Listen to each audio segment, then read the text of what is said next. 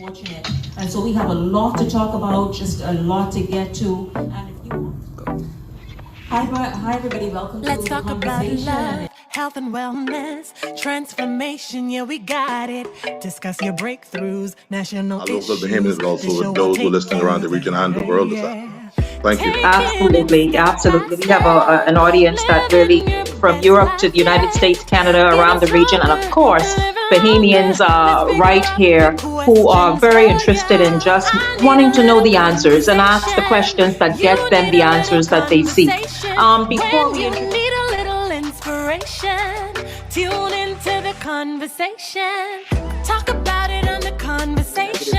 This is the time, When you need a little Shenique, when the country motivation, really life is need better on the to find ways conversation. to Tune join into together the to fight common problems that we have. I need a little Collaborative leadership. conversation. You need a little conversation. We can go far with the conversation. Here with Shenique on the conversation, yeah.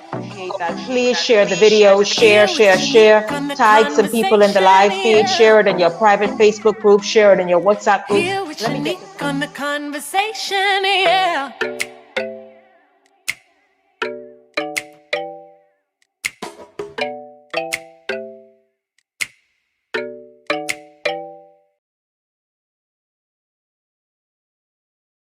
Conversation on this Wednesday. It's good to have you all already tuning in, already streaming live. Good afternoon to everybody who's in the live stream, and welcome to today's show. We have a real mixed bag for you, talking about this and that and the rest of it, and also continuing from last week's conversation, where it continues to certainly be a debate in Black America in particular. And that, of course, is how we are showing up and expect to be taken seriously, meaning we, meaning us, people of color, the black people from the United States straight here. And many of us have adopted those attitudes. I know many of you said, Shenique, you have to look at the men who continue to show up in their pants below their drop, below their hips.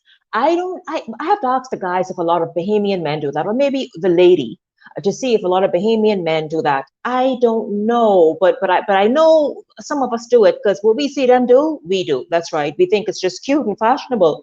Welcome to the conversation. We're also going to get into a little hot topics, just a little. It's a lot going on today. You all saw the vendors at Cabbage Beach today protest, and I think they kicked down a portion of a fence that was erected by perhaps the owners of an area of Cabbage Beach, and basically saying, guys, you are evicted. Come out of this area. You guys are no longer here, or should be here. What are your thoughts about that? What do you think about all of that? And then the food shortage. Guys, remember last year in the middle of the pandemic, we talked about the fact that right here in the conversation, we talked about the fact that the next pandemic, or maybe the spin-off, would be a food shortage. Well, that's happening. You all see the hike in prices. The hike in prices is happening everywhere. United States, Canada, Brazil. I forgot one or two other countries as well. And it is really frightening to think about. You saw Rupert Roberts say, we are really going to feel the impact of it. It's already being felt, but we're going to really feel the impact of it around October, November,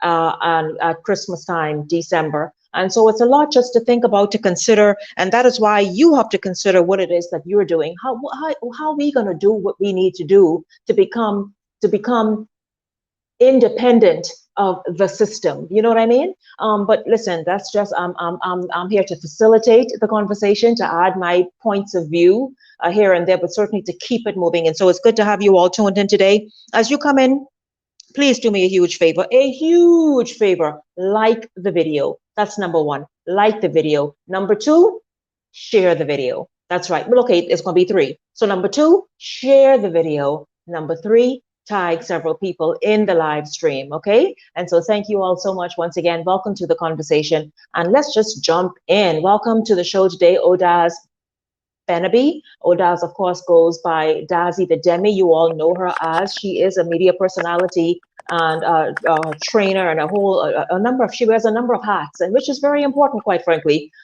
in today's world. Odaz, it's wonderful to see you. Welcome to the conversation. Hey, Shenique, it's good to be here. I don't know if you can hear me properly, but hopefully you're just a little low. Just a little low. Okay, let me try this adjust. very Okay. quickly. Is that So better? you are having power issues where you are. Yeah, The internet challenge. connectivity issues. You know, the beauties of living in the Bahamas, right? So we're just gonna try to get it to work, but hopefully, you know, it will stay consistent and we'll be on. Yes. Oh, I'm happy. Listen, Melissa Miller, thank you so much for reminding me. Good afternoon to everybody on YouTube. YouTube, good afternoon to all of you. Thank you so much for watching on YouTube. Hi, YouTube. Thank you very much for reminding me about that, Melissa. Yes, absolutely. Please like and share, like and share, like and share. I appreciate that because you reminded me. Cara always reminds me, and it slips right out of my entire mind. And so thank you. We also joined on the show today by Glenroy Pratt and Natino Thompson. I'm not sure if those gentlemen are here as yet. Okay, great. Glenroy is here. Good afternoon to you, Glenroy. Is Natino Thompson here as yet? Okay, so if it's a little too late, then Cara, we're gonna have to just stay with Odaz and Glenroy. And so listen, everybody, welcome to the show. Welcome, welcome. Let's kind of jump in. Let's jump in and talk about some stuff. A lot's happening around the country. A lot of people are vexed at something. I think I see Stacy made a comment about Rupert Roberts. Let me see if I could find that before we get started. Rupert Roberts doesn't have a heart for people, so I could care less about his empty talks. Do you think it's empty, the talks that he's saying, Odaz and Glenroy? Do you think it's empty talks? I know he talks, he's somebody who is very verbose, you know, but do you think it's empty talks? No, not at all. And first of all, hi, Glenroy. It's good to be on a show with you again. I haven't seen you in ages. Wow, yeah, it's powerful. I know. It's like a reunion happening. I'm telling you. No, correct. So I'm hearing a little bit of a lag. So hopefully I'm not talking over you, Glenroy. But Shenique, this has been an issue that has been brewing for a while. So it has nothing to do with Rupert Roberts. Nothing to do with him at all. This is something that's global, and the supply chain is being interrupted. So the supply chain is being interrupted, yes. Yeah, in fact, he's doing us a favor by actually giving us a heads up to let us know what's going on, but it's not him personally price gouging or, you know, I see a lot of commentary that's saying that, you know, so he made so much money in the pandemic, you know, why doesn't he give us a break? It has nothing to do with him. Shipping is pretty much disrupted globally, and the cost of shipping has gone up in some cases. I mean, shipping, trucking, it's a big global issue. And then the natural stuff like the drought in Brazil, China buying up all the corn or getting all the corn, like all these different things. It goes to show that this big world is this much of a village. Because one thing happens someplace else, it's just a matter of time before you feel the reverberations elsewhere. Glenroy, you wanted to jump in? Yeah, absolutely. You know, again, it's a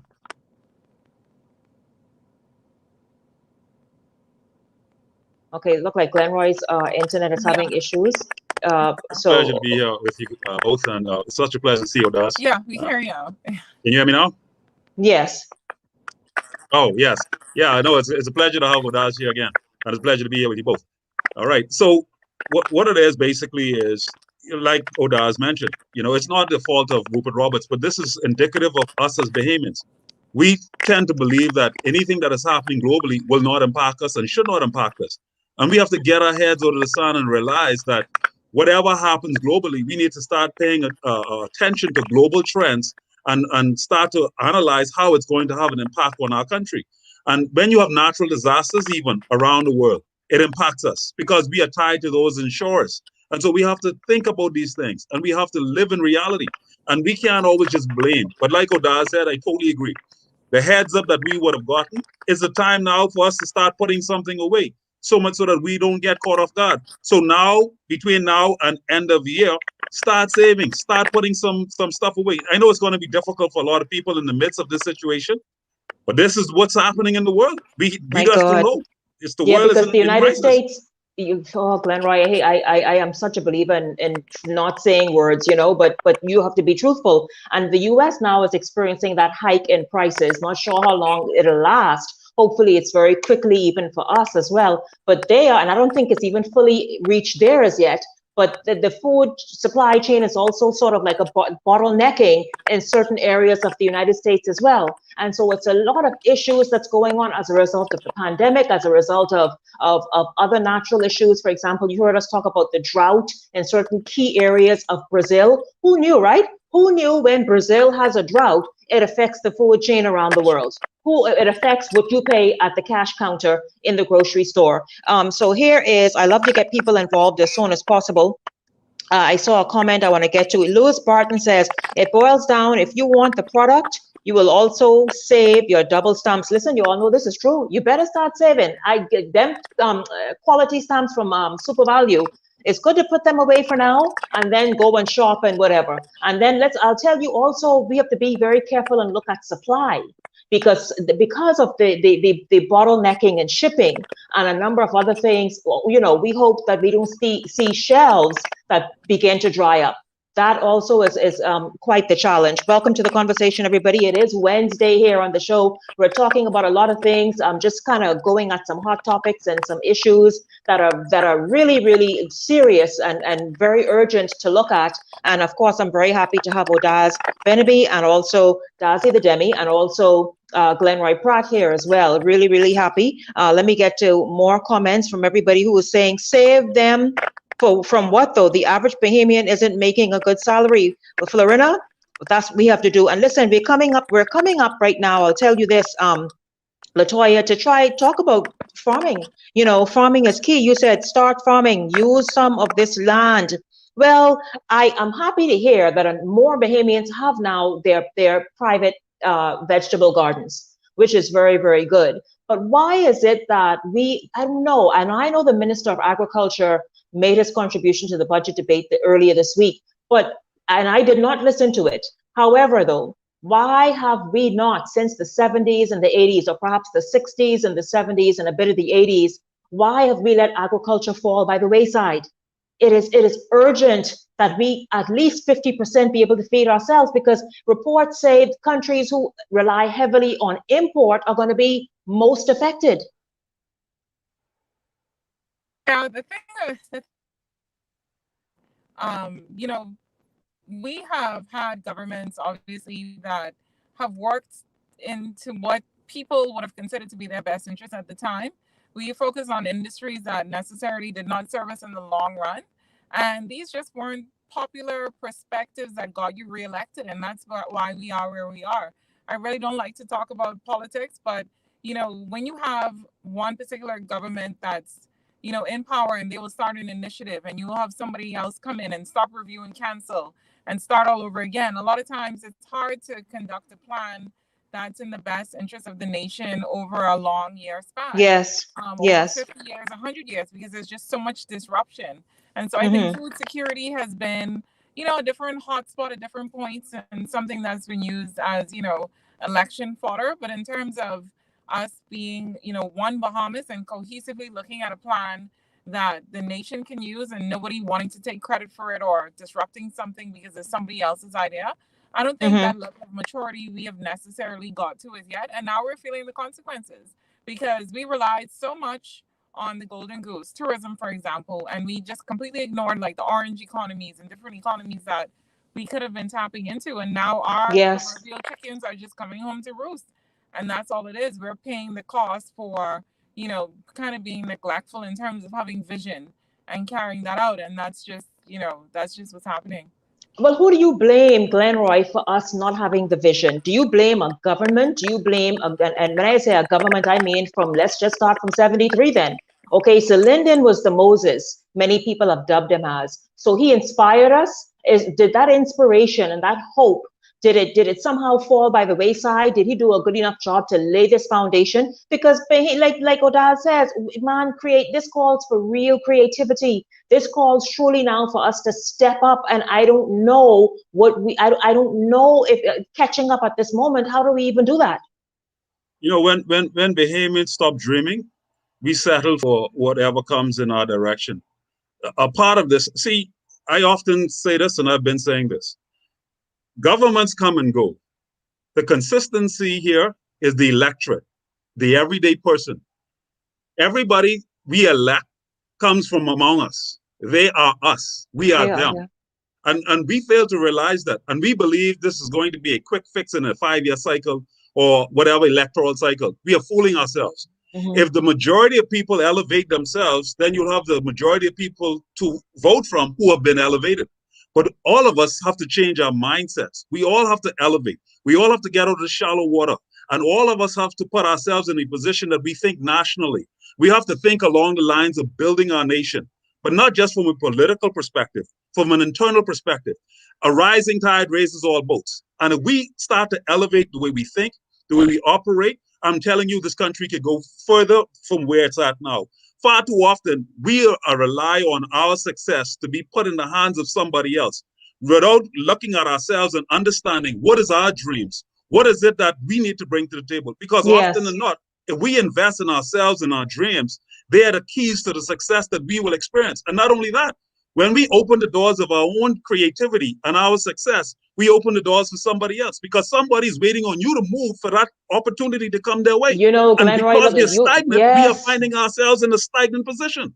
Glenroy, you're preaching the gospel, the entire New Testament gospel, because I remember seeing a post like that. Someone, perhaps a whole generation, but someone is waiting on you to do what it is that's been in here for years to do. Someone, and you are a change maker and a difference maker. I think the message of hope, and guys, we're not trying to paint a utopic picture and saying that, no, it comes with work. And we do need visionary leaders, all of the above, yes. But the thing is, what are you doing? What are you doing? Because when you hear, and you know, I try to be very uplifting on this platform because I know it's heavy everywhere. Okay, you hear Rupert Roberts say the price is going up in the grocery stores. You hear we're going to get to this other story in a second of what happened on Paradise Island. And so it just feels like it's doom and gloom. You hear China is having another wave of the COVID. You heard shipping is, you know, when you pay attention to all of this, you truly become a bit depressed or uninspired, whatever it is. And that is not the intention here. The intention is to get us thinking, dreaming, working, pushing, pursuing again. That is really the intention. Not for our government. I don't care which one. Not for our government. And this isn't a court. This isn't political in terms of who you support. I am saying I don't care who in office right now. Your pocketbook look any different? Okay, so you know that ain't gonna work. You know that regardless of even 2022, when whoever is elected, it ain't affecting you directly and personally. So the thing is, us, we have to get up and we have to start being the proud Bahamians we once were decades ago. I just feel that way. Anybody else want to chime in while I get to some comments? Yeah, absolutely. One of the things too is it's not just going to be food. Everything is going to be impacted. Across. Well, please don't say fuel. Do not say fuel. No, well, I can't speak to fuel anymore because, you know, Shenique, I am EV Nation now. I have an electric car. So I tell you that. You're lucky you. That's okay. You'll join to it. But what I can speak to, every other set of consumables is going to be affected as well. So you're looking at things like clothing, you're looking at shoes, you're looking at bags, and not that the quality is necessarily going to go up, but the cost to acquire these goods is going to go up because the shipping cost is now, you know, in some cases 10 times, 15 times, 20 times what they used to be. I saw an example I was reading, I think Business Insider, and they were saying how, you know, a container, for example, of tennis in some cases was, you know, maybe $3,500 to ship, right? The entire container. And that same container now, shipping costs, you're looking at about $20,000. So you're going to see an increase in inflation. And this has been warned from, you know, in the pandemic. Nobody should be shocked. If we were paying attention to world events, we should have known that this was coming. So, you know, the price of everything is just going to go up. And then on the second part, just to kind of piggyback off of what Glenroy said, he's absolutely right. The government and, you know, persons in government, they are us, right? So they're just a fraction of who we are. So in a lot of cases, when we criticize government, we're criticizing ourselves because you can have officials come in and come out, but you know who remains constant? A lot of times the permanent secretaries, the staff. Sometimes you hear stories of people saying that they're being sabotaged by government. And a lot of times it's just incompetence, right, of the people working in there. Not that they're all bad. A lot of them do a very good job, but you do have these same problems in every country, right, where persons who work sometimes for government, they're not necessarily going to give it the same performance because, you know, it's just not taken to be the same as in a private sector where there are performance metrics and you can actually be, you know, very easily fired for something that happens that, you know, is not supposed to. So it's just a new way that we have to exist now in the world. Someone made a comment earlier that, you know, the average Bahamian salary, we have to get out of that mindset. A salary will no longer be able to help us sustain you. No. Everyone is going to have to get to the mindset of, you know, inside a salary, what sort of entrepreneurship venture that they can do. And I've been seeing it happen, especially amongst the younger Bahamians. I've been very happy to see that. But yeah, we have to change our mindset completely. The world we have to. New is gone. It will never return. And don't think about, you know, it returning and hoping that it's going to be the way it once was. It will never, it is literally a new world that we live in now, and the old one just will never come back. So I think it will never come back, and we have to adjust. We have to make peace with that and see how to forge on ahead in the new way, because it's just never going to return to what it used to be. And the longer we mourn that and we stay stuck in reminiscing on how it's supposed to be or how it used to be, I think we're going to miss opportunities that we could be using to advance now.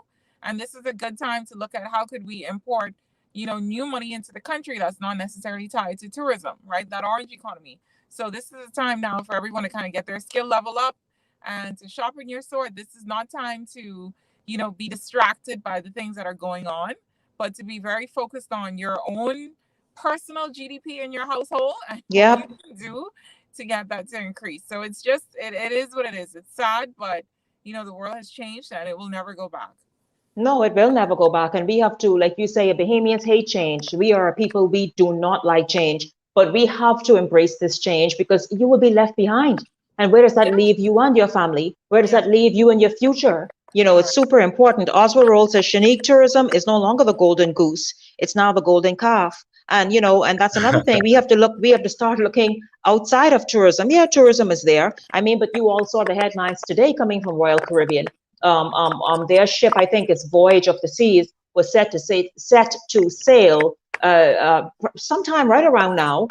8 crew members tested positive, and that put that off until I think the end of July. And so the thing about it is it's going to be a little like stop and you know, go stop for a moment. And then how it's going to affect our bottom dollar. And so we really have to begin, you know, really looking at stuff. And for those who are fortunate enough to be making money, you've got to be smart where you put that money and how that money is going to then now become, you know, expand for you. And how is it going to become more for you? Let me get to a few more comments before we go to Paradise Island. Mandel Miller says, people are busy trying to get to Miami. That's about it. People, no, I think he's being mischievous. Hey, people still doing that? Yeah, man, people want to shop. They want to spend a couple of dollars. You know, the funny thing about it is, Shenique, there's a pent-up demand. I mean, and I hear people talking about tourism and stuff like that, right? But tourism still is a money generator. However, the way tourism has changed is many people traveling now are not looking for that large entity. They're not looking for places where thousands of people are. They're looking for those smaller locations where they can be secluded, less people around them, so on and so forth, which is a great opportunity for Bahamians in the Family Islands and so on and so forth.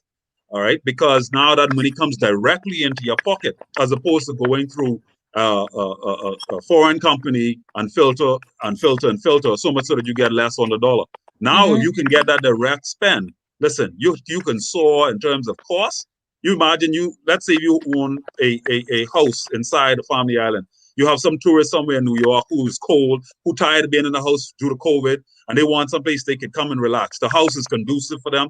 They come down, they spend what, $2,000, $3,000 for that 1 week. Your mortgage is what, $800 or something. You have your mortgage paid off for 3 months or that 1 week. And so you have to think creatively. You have to think creatively, yes. And you have to expand your mindset. But yes. You can't be limited and shallow in the way we think. And if we continue to be that way, we will not be able to receive the successes that others are experiencing. And you know what, Odaz and Glenroy, others are. Yes.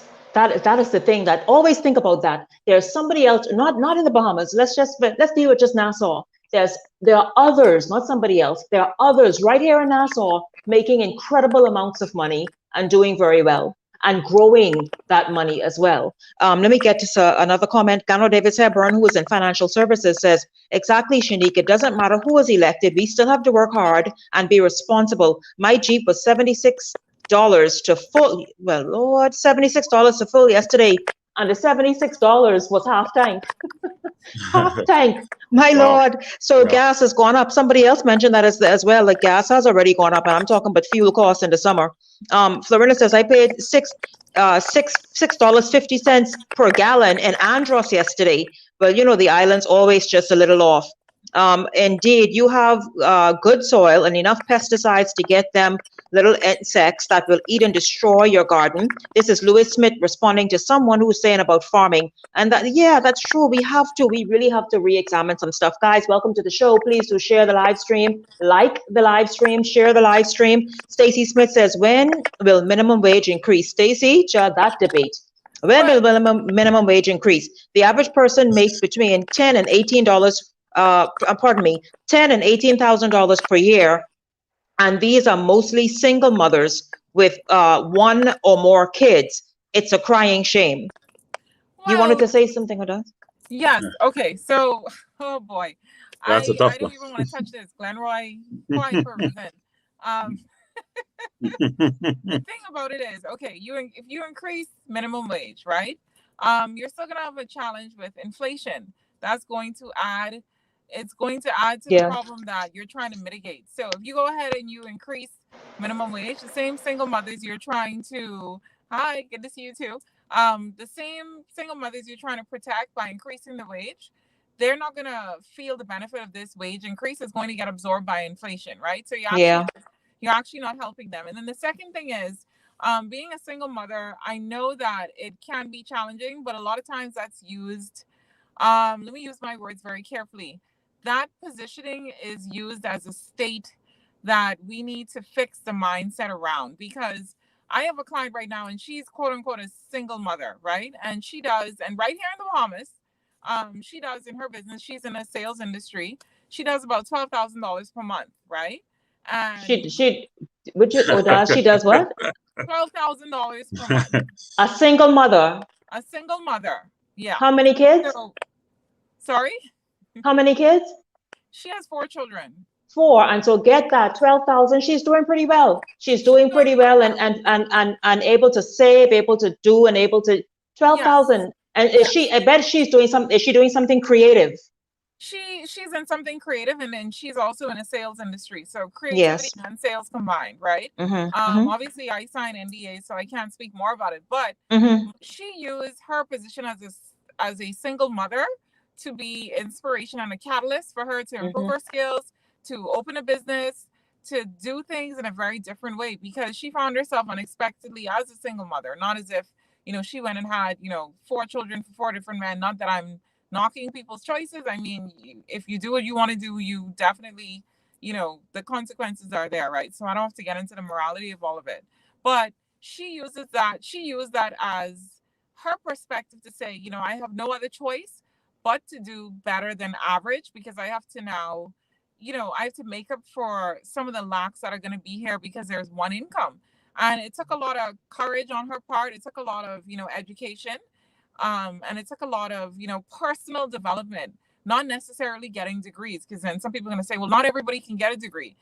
Education goes beyond that. She got under her belt a lot of tangible skills and certifications for today's world that we live in, and it is paying off handsomely for her. And she's not the only one like that.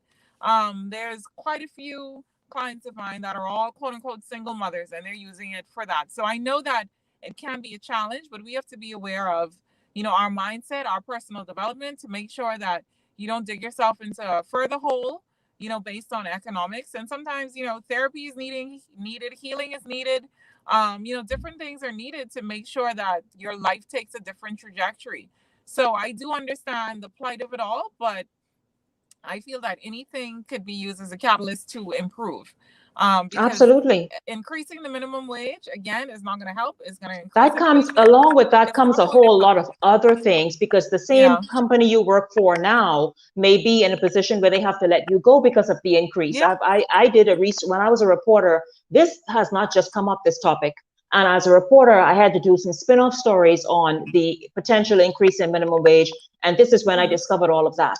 And so I'm not trying to say never increase the minimum wage. I'm just saying it's a whole lot of things that go into that. Let me just get to Pauline Johnson. Everything is going up all over the world. Gas, where I live, is now $3 per gallon. She in the US, obviously. She's in the US. Well, that's we around four-ish, eh? Yeah, well, gas almost $5. You know. She says it's $3 per gallon, and they are complaining about that. So my Bahamian people, please save your monies and farm. I live in the United States. Well, I should have read further, and she is farming. So in her state, in her hometown, wherever she is, she's paying $3 per gallon, but she also has a backyard farm where she don't have to go to the store and pick up those greens and this and that and certain vegetables and etc. And so that's what we have to do. Be very, very smart. Shipping is really expensive for us. That has for us that already has businesses. Listen to me, Black Panther. Shipping has been expensive and it's now wild. Now, is something going on with the shipping industry as well? Everything. What people don't realize is everything is driven by fuel cost. I mean, when fuel cost goes up, everything goes up.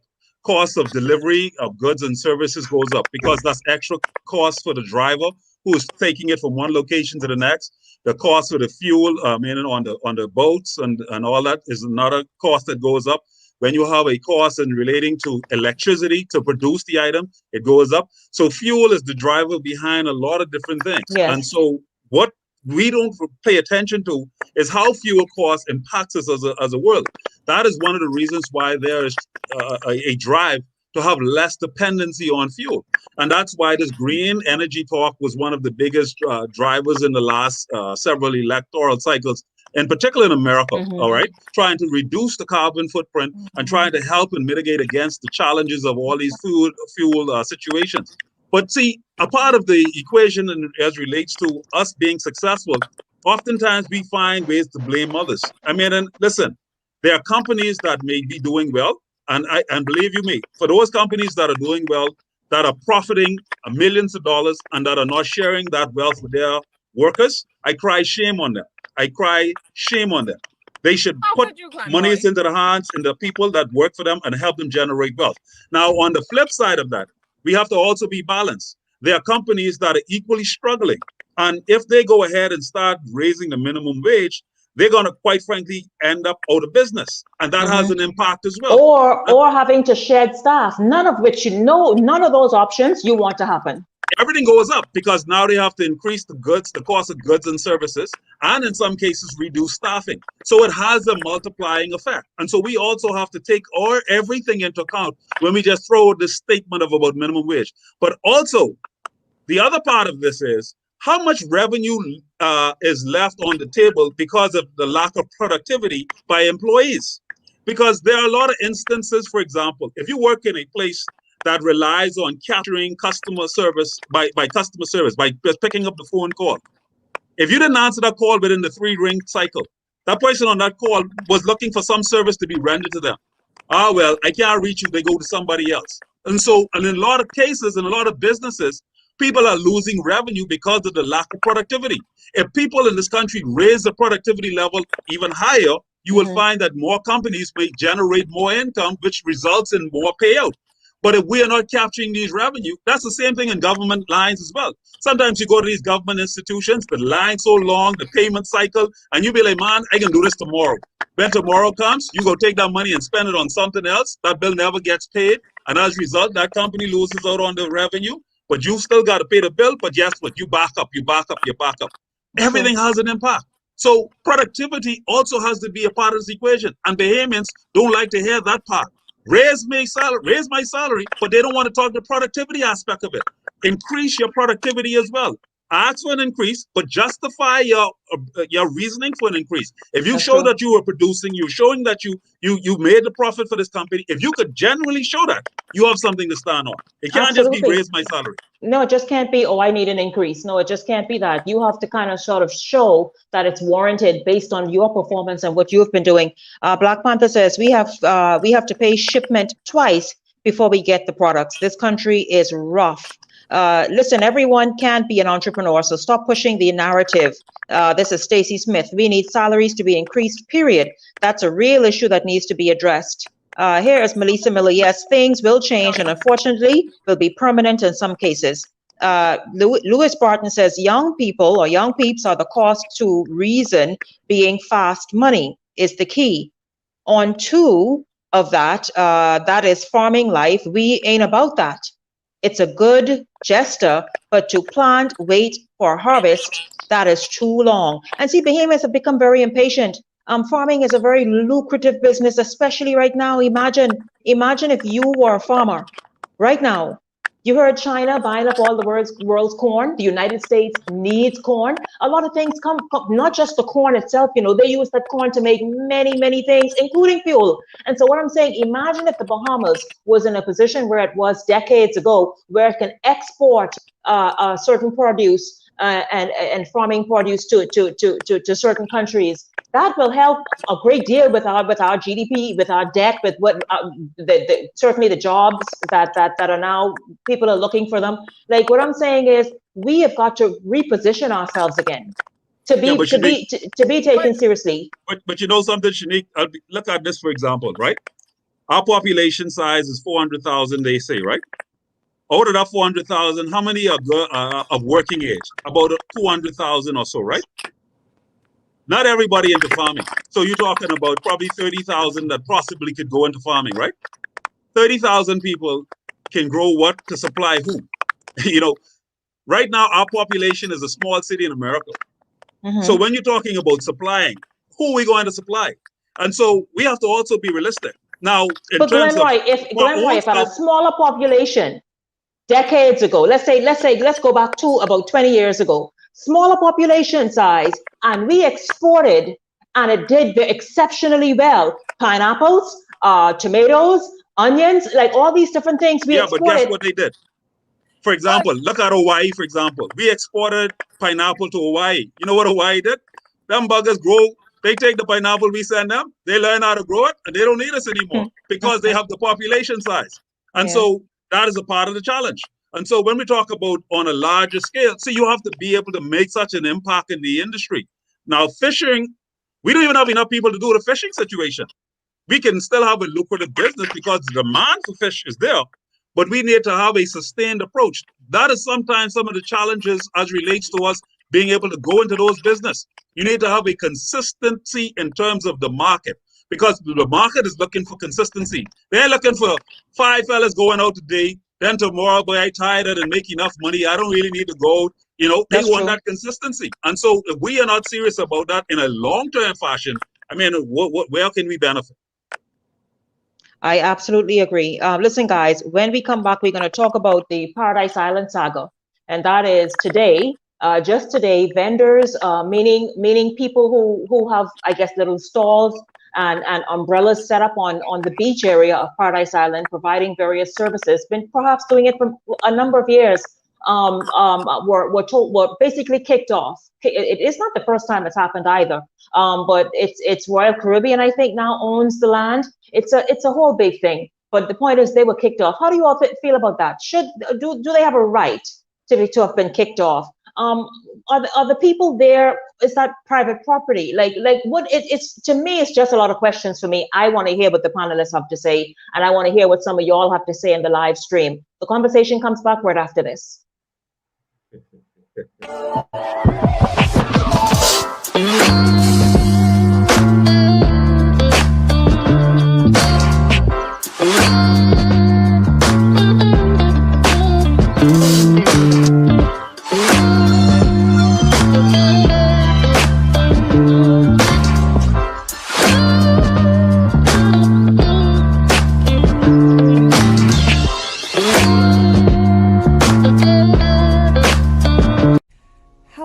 To shed some extra inches of unwanted belly fat. Did you know that there are alternatives to surgery to get rid of unwanted fat? Let February Natural Health Spa help you reduce fat without surgery. February Natural Health Spa employs a series of methods in a customized plan to suit your fat loss goals. Target those stubborn and challenging areas on the body with our cavitation body shaper that uses heating lasers to break up and melt fat during each session. Did you know that as you drink water and exercise, that your lymphatic system and liver work together to help eliminate fat? Let Therapy Natural Health Spa help you get the results you've been waiting for. Call us for a free consultation and let Therapy Natural Health Spa work out a plan for you. Check us out on Instagram or Facebook. Our numbers are 393-1126 or 806-1132. Maybe it's for the thrill, or the scenery, or maybe you do it for the speed, or maybe it's for the baby. It might just be for the next stop, or even for the beautiful moments. Whatever your reason for driving, we'll be there to keep you going. Atura Auto, servicing your vehicle at a price that keeps your pockets happy. Call us today.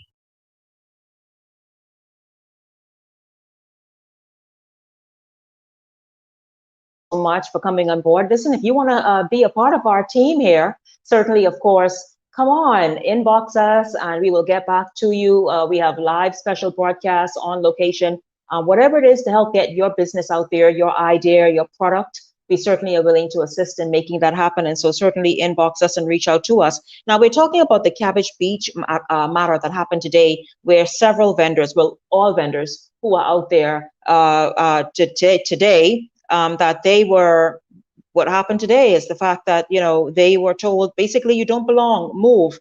Melissa Miller says, wait, isn't Cabbage Beach public access to Bahamians? How can they shut the area down from the vendors who have been there for years? There's another comment that I saw that I want to get, guys, please. Sandra Cook says, you don't have any right above the high water mark. The owner of the land owns it to the high water mark. Now, panelists, Odaz and Glenroy, listen, let us just talk about this. First of all, your thoughts about what took place today, then we will jump in. Your thoughts about the fact that these vendors were, and their whatever it is, their umbrellas, tables, whatever it was uprooted from where they had it last night or yesterday when they left, and this morning they met it on the side of the road with a note saying, call this number. Yeah. Odaz and Glenroy, Kara, can you bring them? Yeah. I don't know if you can hear me. I know this. Yeah. Okay. This has happened. This has happened before. I do. Oh, Natina was there. Yeah. Okay, go ahead. I do remember this happening before. Hi, Natina. I do remember this happening before. The thing about all of this is when negotiations happen, if you are, as long as you don't own the land, you're never quite safe. Like, for example, I was just telling someone the other day that they had their Facebook page completely deleted by Facebook, right? Everything gone. Pictures, videos, stories, everything just completely gone. You don't own that page. That is owned by Facebook. They let you spot there. The only thing you own on the internet is if you get your own website and your own domain and you put your stuff on there yourself. You own that.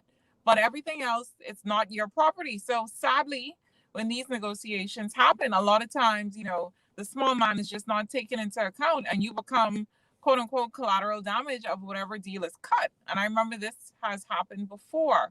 So I know that whenever you're on a space that is not owned by you, you are not secure. And now people are saying, Odaz, what about the argument that people are saying, and Glenroy, you can jump in. People are saying, hey, wait a minute though, public in the Bahamas, Bahamians can have access to public beaches. Jump in, Glenroy. I can tell you one thing. After that court ruling took place the other day, and having this situation transpire against Bahamians, that ain't gonna fly. I know Bahamians will not allow that to happen just like that. And it's truly unfortunate that Bahamians have to face such a situation like that. I mean, and listen, the reality is and see, this is where I blame us as well as Bahamians. Because we lack respect for each other, when people come into our country, they show the same lack of respect for us. Well, they just follow what they see. They mirror what they see, but oftentimes they take it to the next level. Right. Who They said take it to the next. disbanded? Yeah, Yeah, of they course take they, it to of the. course they take it to the next level. If you think somebody's going to come and just sort of mirror what you're doing, no, they will Ex- always up it. Go ahead, Glenroy. Exactly. See, and when people see you respecting each other, they have no choice but to fall in line because you'll Correct. be like, hey, nobody. That is not allowed. We don't allow it amongst ourselves, and we won't allow it from nobody else coming in. But see, we have to elevate the game. We will talk down to each other. We will talk bad about each other. We will pull each other down in the midst of others, and then we expect others to be respectful of us. Correct. That's Well, why when I talk we used to do about that, these eh? things, that's Correct. why even on these shows, I always try to say to people, elevate the conversation. All the Yeah. name calling is juvenile and foolish. Because at the end of the day, you have your view, I have mine, but we all Correct. Bahamians. And at the end of the day, Correct. we have to respect each other as such. You. And so much so again that when we are commanding and demanding, that people see respect and they will fall in line. See, the key success in us being able to be respected is we got to respect ourselves. And Well, see, it's and the that's the Animal level that we got Farm. to get to. It becomes Animal Farm among a certain class, like just this, you know. And so the powers that be treat us a certain way, and we turn on each other. Now we may come together for a minute about an issue, but after that, it's back to that. It's back at each other. Natino, your thoughts on what took On place today every level. on Uh, Paradise Every Island? level.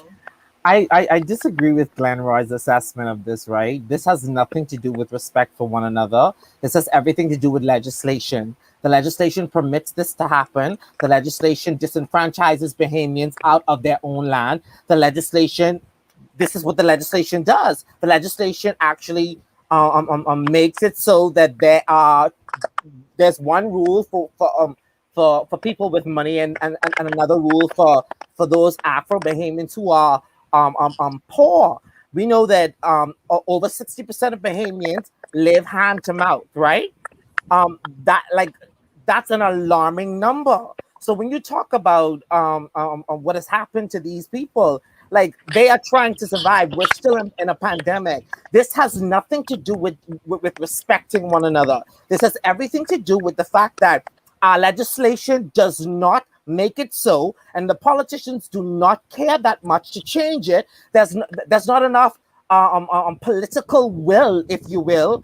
There's not enough, I think, testicular and vaginal fortitude from a lot of these people to make the tough decisions to ensure that Bahamians are taken care of. This has nothing to do with respect for one another. And I just can't sit here, Glenroy. No. Shenique, let me Well, get into that. Let me Glenroy, respond to that, Shenique. one second, Glenroy, I can let you respond because I want to ask Natino and then Glenroy, you can jump in, or even Odaz. I want to say, but I come here and invest my millions, or in some instances billions. If I do not want to see you, Natino, with your straw hat and your little straw umbrella set up on the beach that I pay for billions along with my resort, I should not have to see that. I don't understand. I don't understand. My thing is, I think we have legislation so warped in this country because when you travel elsewhere, you don't see it nowhere else. But Shenique, let me ask a question. In the laws that are legislated and every law that is passed in this country, are these aliens who are passing these laws? Aren't they No, not Bahamians? Bahamians. It's a question. But These are it's a Bahamians. And small so group of understand my Bahamians. point. No, understand my point. If Bahamians respect Bahamians, then certain laws wouldn't be passed. So understand what I'm saying to you. We have to recognize this fact. I don't care who comes in government. I don't care what. We have to elevate the way we think about ourselves. And if we think and respect ourselves much more than we do, we will have certain laws that will reflect how we respect ourselves. That's So the point I'm nobody, making. but I hear you, Glenroy and Natino, because you both kind of saying the same thing, really. So, but what I am asking is this. Let's say I own Atlantis, or let's say I'm Royal Caribbean who own whatever part of the Cabbage Beach area that is, that's something that they're doing. I paid my money for it. If I have a vision for that, should I step back and stand down to say the Bahamians have to be on that area? Like what I'm saying, that is not a part of my $billion vision. Yeah, listen, again, when the government's sitting there and making that negotiation, right? That government who's standing there, when that statement is made, you have to hit back with the statement. Hey, I understand your $1 billion investment. You're coming into our environment, all right? This is a marrying of both cultures, your culture and my culture, but you have to respect my people.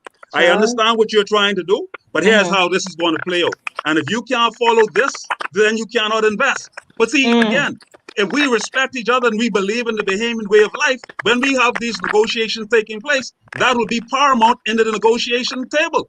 But again, we have to recognize and see. Listen. I know we like to make everything political in this country, but we don't always take a look within ourselves. I remember I was in a meeting. I led staff, and I remember one of the staff told me specifically they would rather somebody of a foreign ilk and a different color to manage them, and they believe more in them than they believed in me. That disturbed me. That's and I us. said to them, and that is exactly why we continue to face the problems we face. We just like the Indians with Christopher Columbus on the shoreline, giving away ourselves, giving away everything that we own, giving away our own culture, giving away our dignity, because we are refusing to recognize the strength and the power that we have from ourselves. But we have to recognize it. We have to elevate the game. And that is not just government, because governments will come and go. It's the people that remain the same. Actually, it's nothing to do with government. Just as you said, it's us. Because if a staff is going to look in your face and say, man, I would respect you more, I would try work with you more and really in a more respectful, a way that is just sort of better for everyone at the table. If you are white, then you would be able to get more of my support, and I'll be able to work with you. And yes, Mr. Pratt, but because you're one of us, man, go sit down, man, I go in to get me a cup of coffee. That is the attitude that we have. And that is why we heard ourselves talk about being productive, talk about customer service that's lacking, etc. And every area. I'm surprised at even the level in the private service, the private sector. And because we just don't respect and have no regard for one another. But I would say this quickly, and I wouldn't say anything, so I'll give everybody else a chance. Okay. I don't know if anybody remember watching Hotel Rwanda. Okay? In that movie in Hotel Rwanda, there was a particular bellman. When the black man became in charge of the hotel, that particular bellman felt like he didn't have to do any more work. He was leading a revolt against the leader at the time because he was black. He felt like he didn't have to listen to him. He didn't have to do anything that he wanted to do. And guess what ended up happening? The black hotel owner had a relationship with this war general. And the war general was able to come in there and show this fella, look here, either you do the work or we taking you out. But that shouldn't be like that. They supposed to have rallied around him. Watch that movie, and you'll get exactly the point I'm trying to make. We got the point you're trying to make. Go ahead, Natino. So I think that we're forgetting something, right? We're forgetting the fact that the playing field has never been leveled for people of African descent. So true. So let's not let's really not Glenroy, right? Because I think like what I hear is a conflation, right? I think when we talk about these issues, we forget that this is a very white supremacist kind of world, right? It is that's exactly what it is. Whiteness runs the world. Whiteness is the standard, right? There is no way that you can tell me that in this country that black Bahamians are equal with an investor. That's not how our laws work. We have seen it time and time again, where a black Bahamian tries to vie for the same opportunity as a white investor or group of investors who are American or foreign. And just like the gentleman who just got denied and had to take the government to court, they will rule in favor of the foreign investors because they believe that somehow the global capital appeals to them. We know that money makes the world go round. And the truth of the matter is that we don't, as black people, we don't have enough capital. One of the main reasons why we do not have enough capital is because of a thing called slavery, right? Oppression. Those laws still do not enfranchise Bahamians to have an equal playing field in our own country. Within our own country, we have segregation. Life for Key is a segregated space from Baintown, right? The White Grove is a segregated space from Pinewood. And so don't sit here and tell me that it's my. I would not, Natino, describe it as a segregation. All of them, yes, it is. All of them are interconnected. All of them are interconnected. They're segregated by how much money you can make. And the truth of the matter is, that if 60% of Bahamians are poor, you cannot afford to live in Life of Key. And that's how they get you. And that's how they make you think that it's not segregation. It's segregation. That's what it is, point blank, period.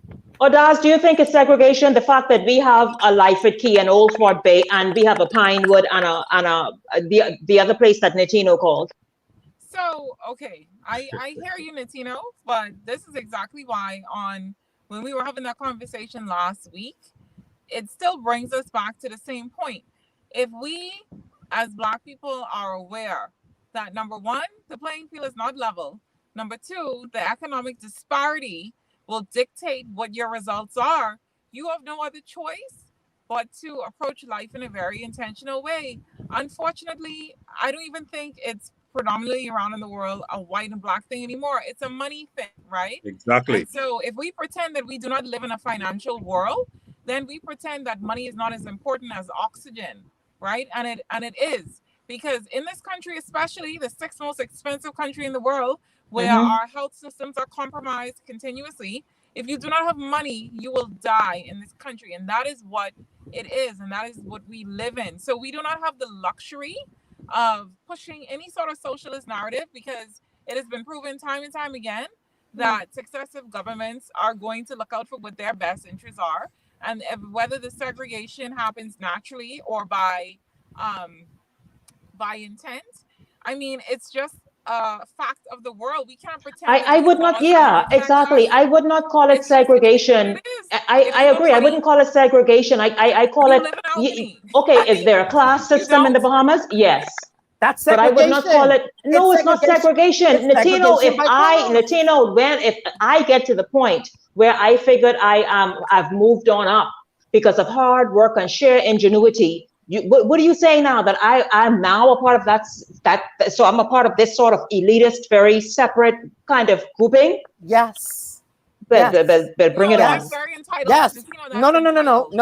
No, Daz. How does that make me an elitist or someone who figured that let's put a wall between me and them? So I need to explain this, right? What I'm talking about is not a socialist narrative, Odaz, right? It's not. It's the way the world is. When we have a critical consciousness, Paulo Freire talks about the oppressor and the oppressed. Read the book. It's called The Pedagogy of the Oppressed. One of my favorite books, right? It talks about how the oppressor has this kind of mentality, which is usually capitalist thinking, right? And this capitalist thinking hinges on the fact that money is important over humanity, right?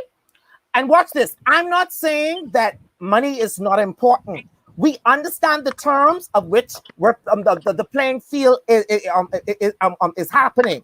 I'm saying to you that our laws are supposed to enfranchise Black or Afro-Bahamians so that we can compete on a level playing field. And not disenfranchise them is what you're saying. Yes. When Randolph Fox fought with the labor movement before we achieved independence, he fought with that very idea in mind, that labor in particular for Black people or for the Black oppressed class is something that is given to the highest bidder.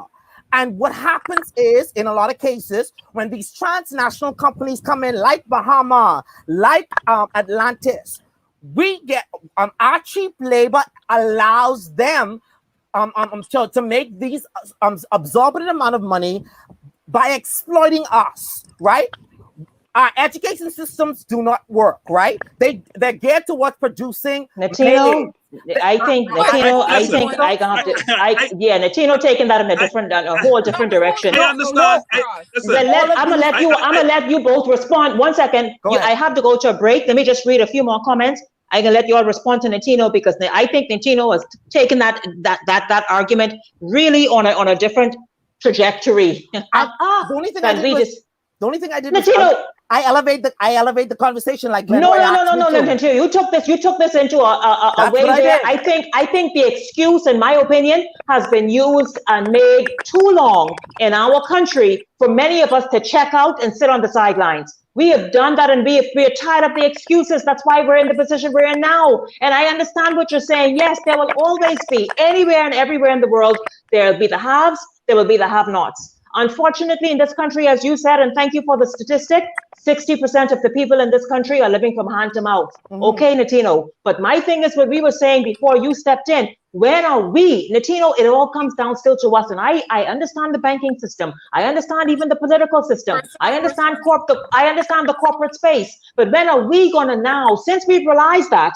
and we've realized it now for a good many years, since we've realized and come to that conclusion, when are we gonna step out and say, you know what? The line is drawn, enough is enough. I am now going to do this and do that. I'm going to do the next thing. I'm going to frame my own world. I'm going to show up in this space, as Glenn Roy said, or I think it was Odaz, and I'm going to actually be a professional. I'm going to make you notice me to pay me those 6 figures. Like what I'm saying, when are we going to show and prove ourselves? But once I'll give you both an opportunity to respond to Natino. Let me get a couple of comments and then take a break. Stephanie McPhee, hey, by the way, who's in Eleuthera, says, the small man, they don't own the land, but if the stands are on the sand, on the border of the land and the sand, isn't that public space? I just haven't, I see it, only in heaven there is peace. This is Darlene Johnson. Stacy Smith says, Glenroy will always blame the common Bahamian man for being mistreated rather than the government. So who is responsible for making the laws? But the government always, Stephanie. These laws have been in place for decades. These things have always existed. They've been here since there was an independent Bahamas. So Trevor Only Me says, Glenroy, you need to stop blaming the Bahamian people for everything. Let's just see one more comment. Melissa Miller says, Shenique, did you see the seaplane landed on that beach out west? Yeah, at the point. Yesterday, the owner got out and just went to his hotel. Apparently, he got the approval. Well, he got the approval. Again, money speaks. And let me tell you, something? I asked y'all, but and listen, this is going to be real quick. But I need your opinion on that one too. And I want to hear what Tino got to say about it. The fact that this seaplane landed up right on the sand. And the owner say, hey, excuse me, y'all, let me not get wet for a second. Let me just step on the sand. So we're going to take a break and come back with more of the conversation right after this.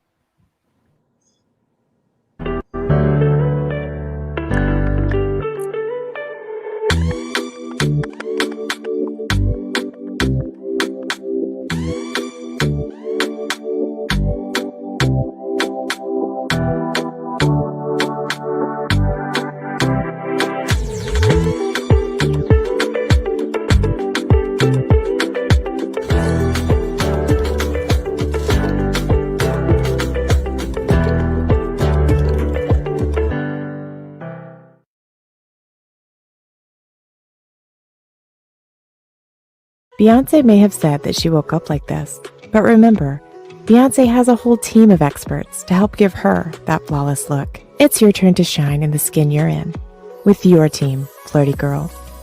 We help you contour your body, enhance your curves, and embrace your skin with our fat-burning laser lipo and breast and butt enhancements.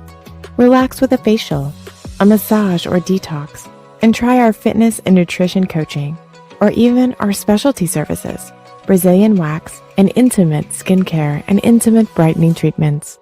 Let your inner smile glow on every inch of yourself. Maybe even surprise him with a male or couples experience. This is your invitation to unveil your beauty. Request a consultation today by calling 677-1689 or WhatsApp 467-9630. Flirty Girl, where you are beautiful.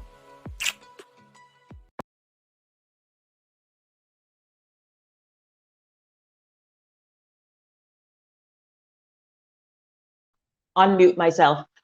Welcome back to the conversation. By the way, if you haven't already done so, please do share the live stream. Someone said, Alexandra Pinder says, not everybody in Parliament is, hold on, I saw Lisa Humes, in fact. Lisa Humes Burrows says, not everyone in Parliament are native Bahamians. Listen, y'all, I can't even go there at this moment. Maybe we need to examine that on Monday, because they look like people are claiming other things right now, for political expediency. I don't know. But Alexandra Pinder says, in America, when an international company opens business, they have to hire at least 10 citizens on permanent residence. But from my experience as a business owner in the Bahamas, I can see why foreigners tend to bring their own. My entire experience wasn't the best. Okay, right. Listen, let business owners truly tell it. So let's just see. Stacy says Glenroy went off the minutes protest and knocked the Cabbage Beach fence down. Did you have the same views? Elder Velma Smith says government make the laws. No, just carry out the laws. Or they say they don't make it Elder Velma Smith. You're saying that no, these laws are dictated to them. That's what you're saying. So let's just see if I can get Glenn P. Roll says, Glenroy Pratt, my namesake, you know I respect you, but you seem to always shift the burden of doing right to the people rather than the government that has the responsibility to shape what's in the best interest of the people. We keep accepting government who make the deals that are not in the best interest of the Bahamian people. But all the time, you listen to these heads of agreements, when they started becoming public. I do remember when they were carried live, etc. And you wonder where exactly you fit in, except for saying, "Hi, may I help you? Would you like that hot or cold?" Where else do you fit in? And then on top of that, do we show ourselves approved to fit in? That's what I'm asking. And so welcome back to the conversation. I wanted to give Glenroy and Odaz an opportunity to respond to Natino. I thought Natino just took the conversation in a different sort of direction from where we intended it to be, where I intended it to be today. And that is not necessarily the very strong focus on how the Black man has been enslaved and been victimized and been burdened and oppressed all this time, but how the Black man has been free since 1973 and has been doing extremely well for a period of time. And then just is focused on something else, much of what Natino said. But Odaz and Glenroy, jump in, please. I know you both were trying to get a word in when he was speaking. Yeah, I was about to say, see, the thing about all of this is, if you as a group of people realize that you have certain advantages, you are not able to play by certain rules because you have to now play the catch-up game. And if you have a certain awareness, it is up to you to go ahead and close that gap with education. And a lot of it isn't necessarily school. We have education at our fingertips, right? And how many of us actually harness it to use it? So, for example, if you know, and even in terms of the farming narrative, I didn't say anything, but one of the reasons why farming is something that kind of ebbs and flow, do Bahamians generally, do we eat that way, right? Now, if we could have put in the soil a French fry and got up French fries, maybe a lot of us would do more farming. But we have to be real about these things. Sometimes, just in our everyday conversation, when you go ahead and you eat a particular way, or you say, well, I don't eat that, what do people say to you? Oh, you eat like what? White people, right? So we have to be real about our mindset and how we look at ourselves. And so Glenroy is right when the expectations are set by the people. We may not want to say that, but we are the ones who are electing these people. And when different kinds of people sometimes come forward who want to be elected, what are the things that we focus on? Why do we reject them? So if we keep electing the same kinds of people who think the same kinds of ways, we're just going to get the same results. And I mean, it is what it is. So when you see that is the case, we have to take personal responsibility then and change the things that we need to be changed, and nobody else is going to do it. Governments all around the world do not save their people. And if you have a case where governments do too much, you have a problem. In this country now, I don't consider this country to be capitalistic. If it was, we may have been in a better spot, right? But it's a lot of crony. It's still very much a socialist country, Odaz. I see you were kicked out. I think it's still very socialist. A lot of people desire it to be that way. But here, Stacey Smith, you all, Odaz, hurry, get back in. Glenroy, I'll give you an opportunity to respond right now. Stacey Smith, you all hear Stacey in the comment section? Well, listen to this. This is an example of what we've been saying for the last hour and 8 minutes. Stacey Smith says, I live among those same areas he called off, but I worked hard to live here. We live in a world where we have to work for what we want, period. That is all of us are trying to say. Odaz, I think you may have missed that comment that I read. I was I was saying that Stacy Smith, just what we were saying about having to apply yourself and actually show up. Stacy Smith, who is, always vocal in the comment, and we love that. But listen to Stacy. Stacy lives well, quite well. She says that she worked hard though to be able to live there, and she enjoys living in that area. And other people obviously should aspire to do the same. And so my thing is, that is all I'm saying. I think, Natino, instead of our focus being there, where it continues to be heavy, depressive, and not aspiring and willing to work to get, let's just raise the bar some and put our focus on there. Odaz, but go ahead. I don't want to take too much of your time. Yeah, no, I don't know where it cut off exactly, but I saw when it disappeared. But my entire point about all of this was, if we want a particular result, it is up to us to take personal responsibility and do that. And if we do that as a collective, who we elect will change, right? I don't remember which Stoic said it, but one of the Stoics and the philosophers of old said that, one of the prices you pay for poor governance is you yourself not wanting to put yourself forward, right? And so we have to be very aware of what we want as a future, but we can't elect people based on certain factors and then be surprised on what we get as a result. If they don't know how to use, particular, if they're not aware of certain economies, if they don't have a particular kind of mindset, we're just going to get the same thing over and over. So before we worry about, changing things at a government level, if we're not necessarily there, we have to change our own personal mindsets. And until we do that, we're going to get the same results over and over and over. And the same roadblocks are going to present themselves, because you have an electorate that is going to be very easily manipulated by certain things. Someone said right in my presence on air, what he said? He said, well, we never focus on people from the college because educated people ain't gonna vote for you, right? So why would we do that? They need to go learn and do something with their hands. They need to go make a bed. They need to do this and that. And it was very insulting, right? But my whole point is, if we are aware of these narratives, we then have to self-educate. We can't just take the stance and say, well, somebody's going to do this for us, because the world does not work like that. If you are watching this show now, you're privileged because you have internet access, you have a smartphone. And so you could use that to do a lot of things. And I just think that a lot of times when we just wait on this to happen and wait on someone to do it for us, we miss opportunities that are right in front of us. And it's going to continue to happen. So and let me tell you, Odaz, absolutely, Odaz, Natino, and Glenroy, there are a multitude of opportunities right in front of us. They are right there. You just have to, number one, show yourself to be very desirable. Show yourself to be prepared and ready. And someone on a global level, yes, absolutely. And someone, because there are people, you're right, Odaz, right here working, who have clients around the world.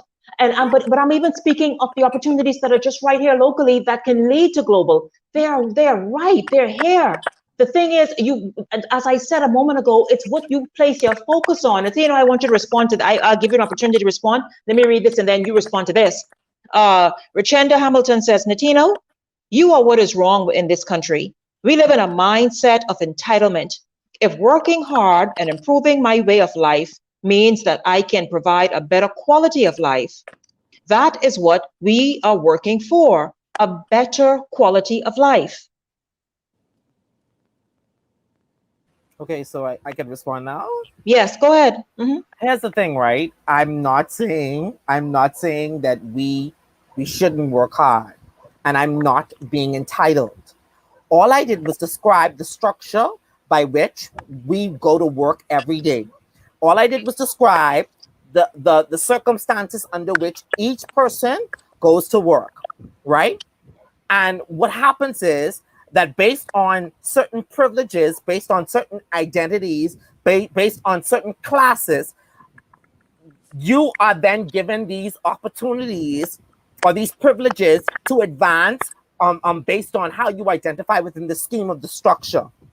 Natino, and you know what, you're right. Natino, in this, and that's why I said in our own country, there is racism, there is segregation to a point, but also, and classism. But Natino, I refuse, I am telling you, to let that be somewhat of a wall or some sort of obstacle for me. But I need you to understand this, Shenique. It doesn't matter what you refuse. These structures are acting upon you, influencing your decisions. And I need you to understand this from a sociological standpoint and from a psychological standpoint. There are social forces acting upon you, right? Those social forces then guide you into making particular decisions. So if you don't have food, right? If you're living from hand to mouth, your diet is gonna be a particular kind of diet. You're gonna live in a particular kind of area, right? You're gonna have all of these things. If you don't have a quality education, you can't earn a certain amount, right? And so for those people who live in these areas, right? I'm not saying that you shouldn't have the best. What I am saying is, though, everyone does not have the same. You're saying it's not accessible. It's not accessible to more than 60% of Bahamians, and those 60% of Bahamians are Black, and that is problematic. And I'm saying also that the legislation, which is supposed to enfranchise us as Black Bahamians in particular, disenfranchises us and makes it more easier or gives more access to foreign nationals, transnational companies, most of whom are white. And that's the problem. Netino, you know what? And mind you, you make an incredible point. Truly you do. Correct, No, he's quite right. But Netino, that 60% that you're talking about, now what? That 60% you're talking about, they all have smartphones and internet, whether it's Wi-Fi, TFNet, however they do, however we access it. However they are accessing the app. You can go and get yourself a master's degree on YouTube. Put in the right information of what it is you want to see and equip and learn. Google the information instead of whatever. What I'm trying to say, Netino, there's always a way around a lot of these blockages, a lot of what people may put in the way to hinder you. Let's get to another comment. Alejandra Pinder says, I'm sorry, but my profession would eat Netino alive. I have to show this tape to my classmates. He is babbling and saying nothing. This man used financial restrictions and financial freedom to give meaning for segregation. Well, what is this? Could I say this, right? Could I say this just before we go on, yes, right? Go ahead, yes. I want to go back to a comment that you said. In 1967, when from my perspective, and from quite a number of scholars, Bahamian scholars, majority rule never happened. Right? Rosalie Fox said it. Randall Fox died, and it never happened in the Bahamas. Also, when 1973 happened, right? I think you mentioned how slavery ended. Slavery has not ended. That is a misconception. Ian Strachan talks about plantation tourism, right? And what that is a neo method or neo-colonial method of enslaving people. It seems as if we may be free, but Bob Marley says that our minds are still shackled. And that's the point that I'm making. Our minds are still shackled, Netino. You're absolutely right. That's slavery. We have shackled it with some of the same slavery talk and a lot of everything else. Listen, let's move on really quickly. Okay. You guys, I want each of you just to give your opinion, your thoughts on that seaplane landing yesterday and the fact that, I could just pull up outside my hotel. Shenique, I haven't responded to anything. Well, Glenroy, what the hell you was doing? Glenroy, you responded to that. I was waiting on you. You were coming back to me. All of that was a response to Netino. Yeah, but I didn't want to interrupt. Go ahead, Glenroy. Go ahead, Glenroy. Go ahead, because what you can do today is you can help sponsor the show. Go ahead, Glenroy. Go ahead. Listen to what I'm about to say, and I want everybody to hear what I'm saying. There is no doubt that the wealth gained by the white Bahamians is something that some today is not their fault. That foundation was laid by their forefathers, and obviously they built upon that. All right, that's one. But when we make a statement that the laws of the Bahamas should only benefit Black Bahamians, we have to be honest and understand something. There are white and Black Bahamians, and when the laws are created, I expect the laws to benefit all Bahamians, Black or white. I could care less of your color. When we talk about, I think Odaz mentioned something. I think it's Aristotle who stated that, our failure to participate in government causes us to be governed by our inferiors. That is a fact. All right. Many of us find ourselves not participating in the governing process of this country and finding ourselves angry over certain things because we have failed to participate effectively.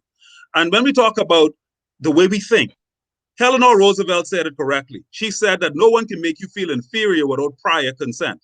The problem is in this country is when you show up to the ballroom or you show up to the game or you show up to the boardroom with an inferior complex, you've already defeated yourself. You have to put yourself in a state of mind that I am elevated above any situation. I'm not better than you, but you're not better than me. So when I approach the game or when I come to this boardroom, we all on the same level, and I'm going to talk to you on the same level. You may have something tangibly that is more in terms of wealth than me, but in terms of my ability and my skill set, I am equal with you. And we have to start thinking along those lines. We talk about us as a Bahamian and why we're set back. One of the challenges is that we enslave ourselves with the way we think. Yes. When we talk about buying phones at $800 and buying this at $900, that's on the cheap. That's on the lower end. Yeah, $1,200 and so on and so forth. Being a consumer-driven people, when we could take that $1,200 and invest in a course, take that $1,200 and buy some books that elevates the way we think. We won't do that. But yet we want to blame somebody and say that they are responsible for where we are. We are responsible. Even in the midst of all the truth that exists in this world today, far too often than not, we shun the truth and we believe a lie. Because there's another quote that states, men love truth, men love lies because the truth destroys their illusions. A lot of times that we don't want to hear the truth because it destroys the belief that we have. And we want to hold on to that belief because it pacifies the behaviors and the mindsets that we've come accustomed to living. We have to change the way we think. We have to elevate ourselves. All right. And trust me, I can tell you, when I started in the hotel industry, they become a director, they become an assistant director, or they become a manager was a very tough situation. A very tough situation because when I came in there were only white people holding those positions. When I left that particular hotel, I left as a senior director. I interviewed for a vice president role. I had many opportunities, and I'm telling you, and I've seen this happen throughout. And it was not just because. Oh, Glenroy, you on a roll? Where are you? Okay, until Glenroy comes back, here's this plug, guys. Speaking about looking for an opportunity, Alejandro Pender says the United States Embassy has a Fulbright scholarship open now, which will pay for the entire master's or doctoral degree to study whatever you want. They pay for the living and the visas, etc. Ask them how many Bahamians and people apply for it. Just too many excuses. Glenroy, are you there? I think I'm here. But go ahead. Overall, what I'm saying is far too often in the Bahamas, we find ways to blame others. We blame this one, we blame that one. Listen, what controls the world is money. Money answers all things. I don't care if you're black or white. Once money is at the doorstep, people tend to kowtow and bow down. I don't care who you are. And listen, if a white man approaches somebody and is broke, and a black man approaches somebody who has money, the money will override his color in a lot of instances. Believe that. Now, here's another reality, okay? In this country, we have to elevate, like I said. We have to change the way we think. We have to approach it from a different perspective. The more we approach it from a different perspective and the more we elevate the way we think, we will see more doors of opportunities opening up to ourselves, and they will not be shut. But we cannot approach the game. We cannot approach the table with hat in hand, acting like beggars. We got to show up to the boardroom like we are part ownership. We got to show up to the boardroom or show up to the place like, look, yo, I in charge. When you walk in the room, you suck the oxygen out because I reached. That is how you got to think. Think big. Think that you are in charge. Think along those lines. And nobody can make you feel inferior without your consent. No one. Very true. Very true. I want to give each of you, I'll start with Odaz first. And listen, Natino and Glenroy. The sermon, you already had your sermons. Thanks. That's what I'm trying to say. Now, each of you will have an opportunity, whether you want to talk about the seaplane, whether you want to talk about the Cabbage Beach issue, whatever it is, but an opportunity for a final comment, please. And social media audience, thank you all so much for sticking and staying. If you haven't done so already, please do share the live stream.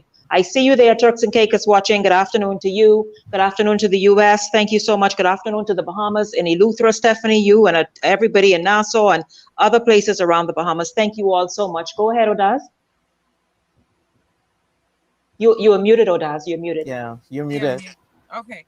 No, Go I ahead. said I don't want to rehash any of those circumstances that happened. It's very unfortunate, but it'll continue to happen as long as we as a people, just kind of keep the same mindset. So I just want to encourage everyone to, just kind of think beyond the things that we accept. For example, the diet that we eat, let's think beyond that. The things that we read and we ingest, the news that we hear, the conversations that we have. We need to think beyond that and just look for alternatives based on the results that we want to get in life. Because until we do that, no government is going to save us. No increase or no minimum. We could elect one. We could elect a new one every year, and it wouldn't change anything if we don't change. No, yeah, we have to change, and you have the ability to change, very, very quickly, just based on the results that you want. As you know, Shenique, I lost both of my parents within the last 6 months, right? And so there's nothing as destabilizing, but yet gives you a lot of clarity, like an event like that, because it's so many things that you always wait for the right time to kind of do and to think about it, and you realize that life is moving very, very quickly, and there is no perfect time. So whatever it is that you want to get and you want to achieve, it's up to you to do it. Nobody's going to give it to you. Nobody's going to hold your hand, and no government is going to be, a figure that is just going to be benevolently handing you certain things that you want. You have to do it yourself, and it's up to you. And a lot of times your friends and your family, they mean well, but they only can give you experience, and they only can give you advice based on their own vantage point. Yeah. So it's up to you. So, go ahead and read. If you don't like to read, listen to an audio book. Listen, but yeah. Google the people who you want to be like and the results that you want, and apply some of their principles, and spend less time, worrying about the inequalities of it all, because your mind is going to give you exactly what you focus on. So whatever you focus on, you're going to get more of. So that's the only parting comment I want to make, because that is the only thing that will truly, create lasting change and a difference in this country. If we change the way how we think and stop accusing each other of, when we do something positive, of acting white or being white, because it's a very like I see Stephanie in the comments say she asked for couscous and Luther, and they were like, "Girl, excuse me, what you where you think you is?" So to lighten up the mood. Yeah, no, it's true. And saying things like, telling the children to come inside because they get too dark.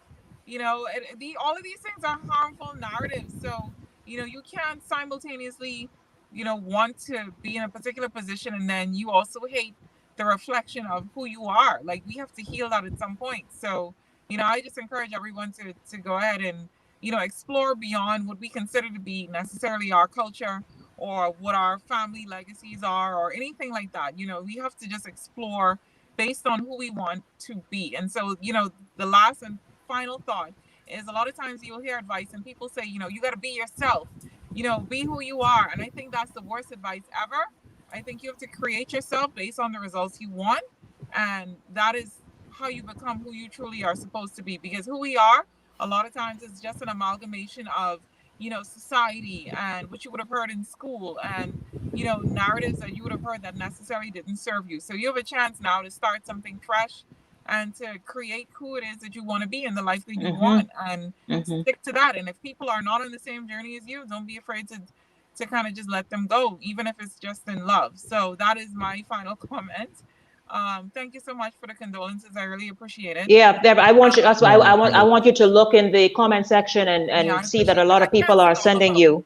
A lot of people are sending you. Yeah. As in the words of Florina Pratt, church out. Now that means gentlemen, because Odaz done preach.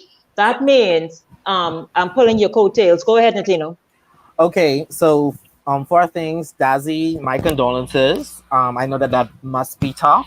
I don't know how that feels. So I just hope that you can heal in the best way possible and get back to, being 100% you and feeling like you. Second thing is, yes. I think, Stacey, I am a history major. And I am a psychology major. Oh, Jesus, he read every comment. He not responding to every comment. Y'all stop talking about him until later on. Go ahead, Natino. So third thing is, the Fulbright scholarship focuses on the areas that the government of the Bahamas need at the particular point in time, similar to the OAS. And the fourth and final thing is being brief, because Shenique running me. The fourth and final thing is I want to say is that I agree with both Glenroy and Dazzy. We must change our mindset. I'm in no way advocating for us to be to look out for handouts, but we also have to change the structure by which we elect people. So my thing is, yes, the mentality of the electorate has to change. I've agreed with you 100%, right? But we cannot blame we cannot place the entire blame or the full blame on the people when they've been born into a system that was going on before they ever arrived.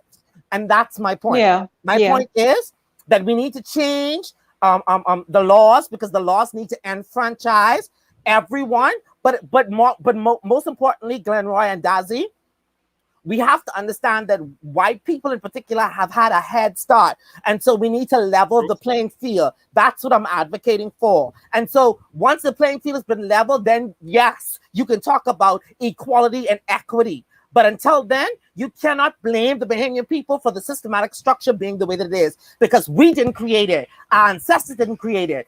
The white people and their ancestors created, and that's just how the cookie crumbles.